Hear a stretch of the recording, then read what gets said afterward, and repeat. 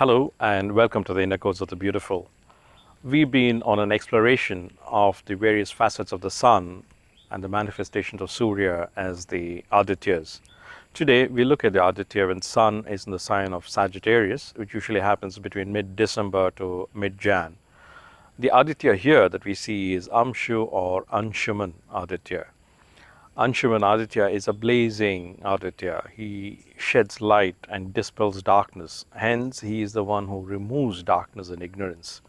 He is also the one who gives us great knowledge, the knowledge that we get from our gurus, and hence, he is the one who represents the rishis. He is also one who controls the Vayu Tattva, and hence he controls the storms and the winds. And given his connection with the Vayu Tattva, he is also the one who gets connected with the Vayu Tattva Graha, Saturn or Shani, and specifically he rules the rings of Saturn. The rings of Saturn are in fact called as Amsha.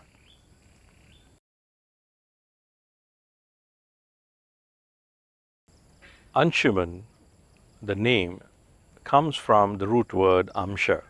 Amsha literally means a share, a portion, or if you will, a slice of the pie. But the concept of a share and the moral implications that come with it runs deep, and that is what Anshuman Adityā is preoccupied with. They say among the four yugas, the Krita Yuga or the Satya Yuga to begin with, and then the Treta, Dwapara and the Kali. Over the four yugas, our moral compass or sense of righteousness has also proportionately dwindled. And that is reflected in the way we go about sharing what we earn or what we obtain or gather or acquire. So in the days of the Satya Yuga or the Krita Yuga, it was said that the moral compass was very high. So the humans contributed whatever that they earned in equal portions, equal quarters. So one quarter would go for oneself and one's immediate family. One quarter would go for one's community. Another quarter would go for the country or the kingdom that they were part of.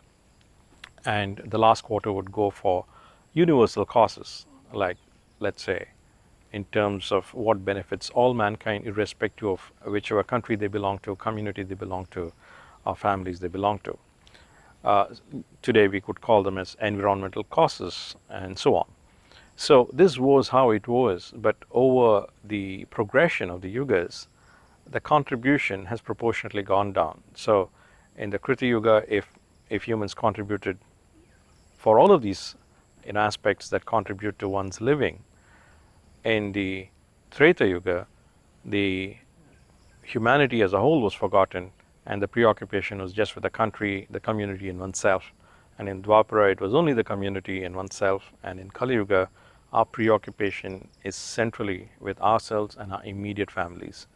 So this concept of sharing has gone, and with it, Anshuman Adityā hence has to come up with compensatory principles, which is to balance the sense of greed that could be there. Now, how does this reflect? One is in terms of the individuals contributing, which I've just touched upon.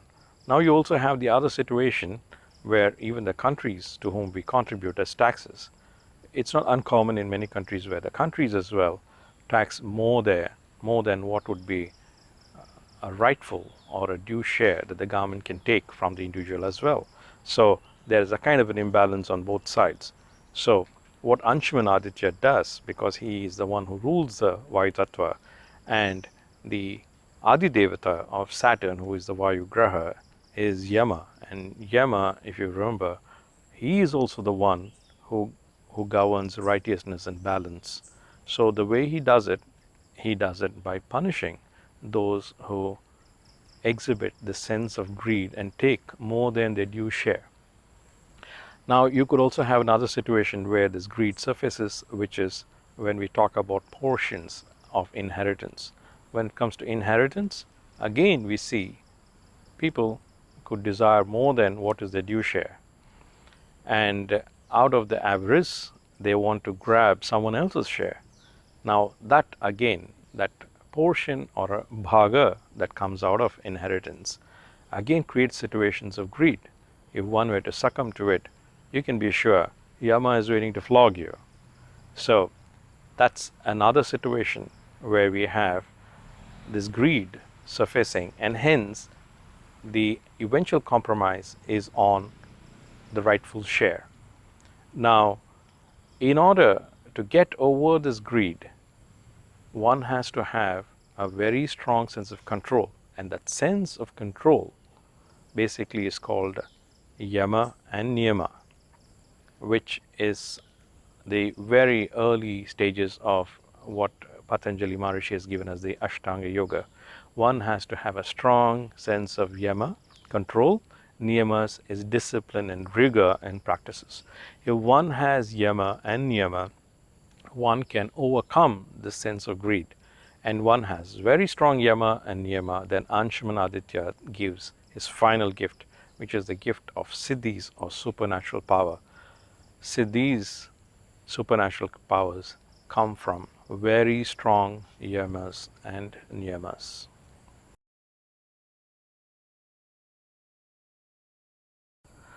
There is a story from the Mahabharata that lends insight into the workings of Amsuman Adityā, so that we better understand the principles that he governs. This is the story of the Akshaya Patra that was given to Yudhishthira. Now Yudhishthira and his brothers, the Pandavas, when they were exiled along with their wife Draupadi, they left the palace and then they headed towards the forest to begin their exile of 13 years. So many of the people in the town, in the kingdom, were quite distraught, and some of the Brahmanas who were favorably inclined towards the Pandavas, they were distraught as well. And some of these Brahmanas decided to go with the Pandavas in their exile. So when they went as well, the very first evening was by the river Ganga. So they spent the night on the banks of the river Ganga. And the next day, Yudhishthira was quite concerned, because he was very unsure how he was even going to provide for, or rather even the Pandavas would take care of themselves during the exile, and he was in no position to take care of the Brahmanas. And as a king that he was, till that point in time, he was used to taking care of his subjects, including the Brahmanas in this case. So he requested the Brahmanas to go back, because he would not be able to fulfill the duties to take care of them during the period of exile. But when he did that, the Dhaumya, who was the head of the Brahmanas, he told them that he told Yudhishthira that he need not worry, and the Brahmanas would take care of themselves. They would go and source for food in the forest. Now this made Yudhishthira quite despondent, because he was now in despair, because he was kind of struck by the kind of pitiable fate he had to endure, where he's not even able to provide for a few Brahmanas who were with him. So when he was in the state of despair, Dhaumya, he gives some insight into the nature of things. So the first thing he says is that one should not have too much affection, because affection is like that little bit of spark of fire that if one puts in a cavity of a tree can burn down the whole tree right down to its roots. So he says affection is the root cause for despair, and one should not have any affection towards one's own or towards wealth. Then he goes on to say that when it comes to wealth, whether it's the business of acquiring wealth or preserving wealth or growing wealth, wealth basically just gives infinite misery in the end of the day. So he says that if the wealth, in this case Yudhishthira had lost all the wealth in the kingdom, he said one need not despair, because it's really a good thing that one does not have wealth, because it's going to save him from misery. So saying this, he says that he need not worry, and he needs to address the issue of rooting it out by not having any affection for both the bonds that we kind of have with ones whom we believe to be our own and one's own and one's close ones, and also having this affection, or in other words greed towards wealth. So having said that, he said he need not despair about it on his condition. The next thing that he went on to say was that given the situation of 13 years that they would be in the forest, there would be some way they need to find to maintain or preserve themselves. And then he goes on to cite the story of the early days when humans were there, and how Lord Surya was the one who was responsible for providing them with sustenance. And the way he did that was by rising the waters through the vapors, and sun with its blazing power raises the waters through vapors, and then moon cools it, and through the clouds sheds rain, and the waters pour, and then of course you have the growth of the plants and the crop and food, and humans and all the living beings sustain. So at the very root cause is sun. Hence, saying this, he advises Yudhishthira to worship Lord Surya, and that he would surely have a benefit and address the problems that he is encountering. So saying this, he and the Brahmanas leave, and Yudhishthira, he does a very rigorous penance to Lord Surya. And after he does a rigorous penance, he is blessed with a vision of Lord Surya, and Lord Surya gives him an Akshaya Patra. Now this is a magical vessel, and what Lord Surya tells him is there are basically two conditions to this. One is this Akshaya Patra would be a source of infinite food. It will have an inexhaustible supply for as many people as required. They would all get their due portions. And once everyone has had due portion and Draupadi has had her meal, that is when for the day the Akshaya Patra would stop giving food. The second thing is the Akshaya Patra would feed them for 12 years. Having said this, of course Lord Surya disappears, and Yudhishthira and the Pandavas are very happy that they've got the Akshaya Patra, and their days in the jungles are more manageable, given that they had the blessings of the Akshaya Patra. Now the question is, what is it that we can draw from in terms of insights that associate with Amsuman Adityā? The first thing is the slice of luck that Yudhishthira had. He had the bhagya, a slice of luck, coming from his own dharma. Given Yudhishthira's sense of dharma, he had the blessings, the purva punya. You do not get boons unless you've already done some good deeds. So Yudhishthira had all the good deeds because he was righteous, he had a sense of dharma, and hence he was given that slice of luck. He had the bhagya to be given the Akshaya Patra. Now once the Akshaya Patra was given, all the Pandavas and Draupadi, they got their fair share, and also the guests who came to visit them over the 12 years, they also got their share. So the concept of portions or amshas was also there, that they all got as portions from the Akshaya Patra. And of course, the next thing is the blessings of the Bhagya came via a rishi, the blessings of someone, a guru, who is very knowledgeable and who is able to guide you. In this case, it was Dhaumya who gave him the guidance to worship Lord Surya. And of course, in the end of the day, Yudhishthira is the one who had to do the penance, and he had the right yama and niyama to persevere and eventually please Lord Surya, so that Lord Surya was able to give him the boon of the Akshaya Patra. So all the elements that Amsuman Adityā demands is what is exemplified by the story of Yudhishthira and the Akshaya Patra.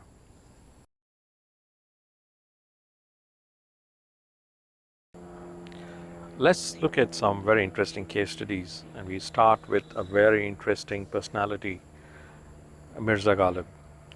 Mirza Ghalib is considered to be the last great Urdu poet of the Mughal era. He was the poet laureate in the court of the last emperor of the Mughals, Bahadur Shah Zafar II. He was given titles of Dabir ul Mulk and Najmud Dawla, and Mirza Ghalib had a very colorful life, though it was never easy. Now, why was that not easy? The answer is perhaps in the workings of Amsuman Adityā. Amsuman Adityā is the one who blesses us with fortune or bhagya. When he does not bless us with fortune or bhagya, it becomes durbhagya or misfortune. Looking at Mirza Ghalib's life, we probably get some clues as to how that manifested. Mirza Ghalib, right from his very early years, when he was still a very young child, he lost his father, and he was brought up by his uncles. And he married very young, and when he was married, he again went through misfortune, personal misfortune. He lost 7 children in succession and eventually never had a child. And then, of course, he lived a life of penury and poverty, because constantly he struggled on the financial front, because he never worked. He always was dependent on patronage. First it's either patronage from friends, or then later, of course, when he became the poet laureate, he had royal patronage. Now when he ran out of money, it was through creditors, and he was in debts. So he struggled financially right through his life.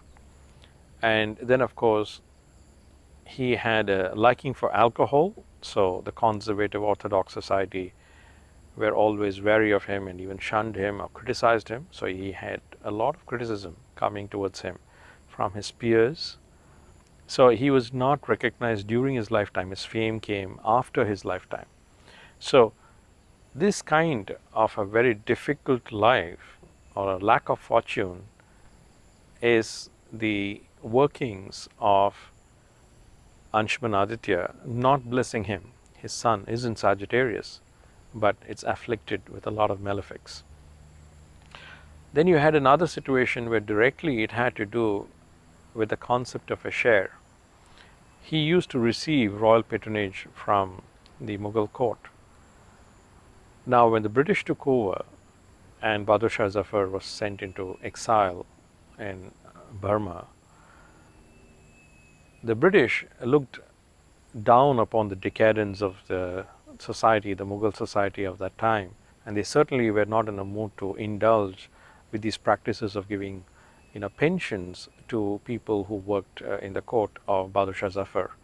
So one of the casualties was Mirza Ghalib, and Mirza Ghalib's pension was reduced, and it was also very regular. It would randomly arrive, and he made many petitions to the resident, he even wrote to the Queen and so on. But till the end of his life, his pension was not restored, so he did not get his fair share of the pension. So there we see the workings of Amsuman Adityā when it comes to his share. Now there's another thing, the flogging of Yama. Mirza Ghalib, being the colorful character that he was, he also gambled once in a while. And on one occasion when he gambled, he was caught red-handed and he was imprisoned. So there you also see the flogging of Yama, or the flogging by Yama on Mirza Ghalib. But he was a very feisty character, because when once someone told him that one of his peers, Sheikh Sabai, another poet, was better than him, Mirza Ghalib is known to have remarked as to how can Sabai even be a poet? He never has tasted wine. He has never ever gambled. He's never been beaten with the slippers by lovers. Nor has he ever seen the inside of a jail. So that's Mirza Ghalib. Despite the flogging by Yama, his spirit never dwindled.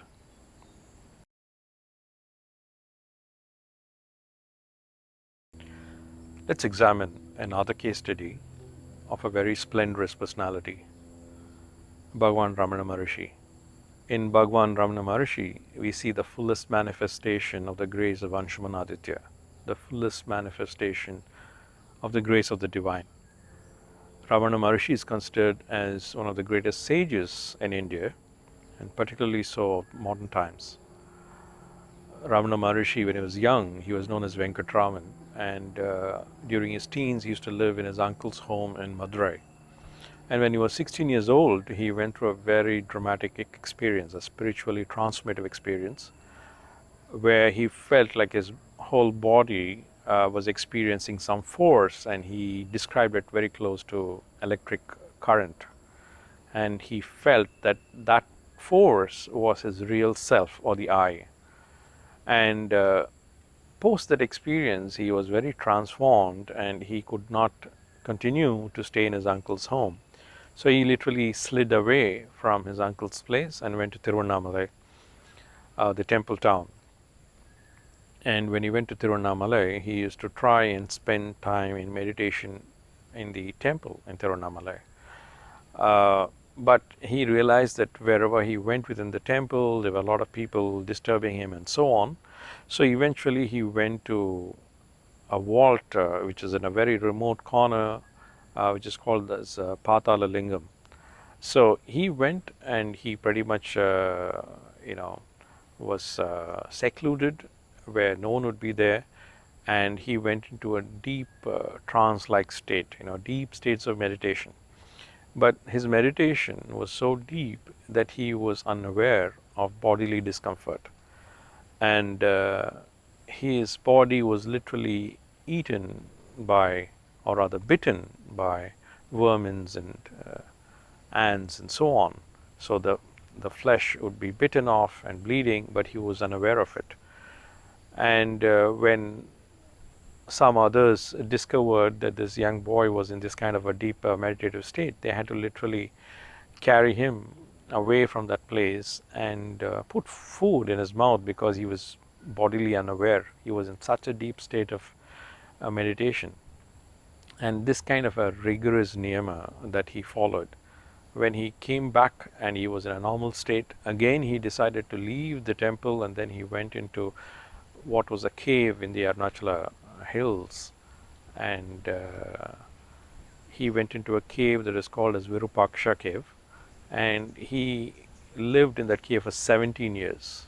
So this kind of rigorous yamas and niyamas that was followed is a indication of the blessings of Amsuman Adityā, because that kind of yama niyama gives you the strength of prana, and with the strength of prana comes the siddhis, which is again a blessings of Amsuman Adityā. And of course it was no surprise later that he was considered as a highly spiritually accomplished being, and he was considered a great guru or a teacher, though he spoke very little. And he was known in the Western world when Paul Brunton came to India on a spiritual quest. He wanted to meet some of the spiritual masters in India. So when he went and met Paramacharya, Paramacharya Shankaracharya of Kanchi Kamakoti Peetham, Paramacharya suggested that he should go and meet Bhagavan Ramana Maharishi. And that is when Paul Brunton went to Tiruvannamalai. And Paul Brunton, in his book In Search of Secret India, he describes Ramana Maharishi as one of the last Indian spiritual supermen. So Ramana Maharishi, of course, was known in the West by way of Paul Brunton's book. So there was more awareness and curiosity on Ramana Maharishi. And Ramana Maharishi's basically teaching was about discovery of oneself. So he in fact said the greatest contribution that anyone can do towards mankind is to just become self-aware. And the path to such self-awareness was by way of self-enquiry. So that was pretty much what he said.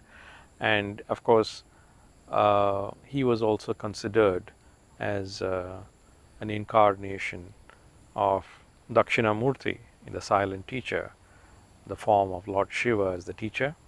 He was also seen as the incarnation of Skanda. He was also seen as an incarnation of Tirunane Sambandar, one of the 63 Nayanmars. He was also seen as an incarnation of Kumarila Bhatt, because at different points in time he could express such deep knowledge propounding Karma Yoga or Bhakti Yoga, and of course eventually the path to self-awareness. So he was seen as a rishi, and hence he was called as a Maharishi and Bhagwan. So you see the attributes of Amsuman Adityā coming in here. One in terms of his yama, niyama, and of course he had great bhagya to have such a spiritually rich life where he is considered as a Jivan Mukta, a liberated soul during his lifetime.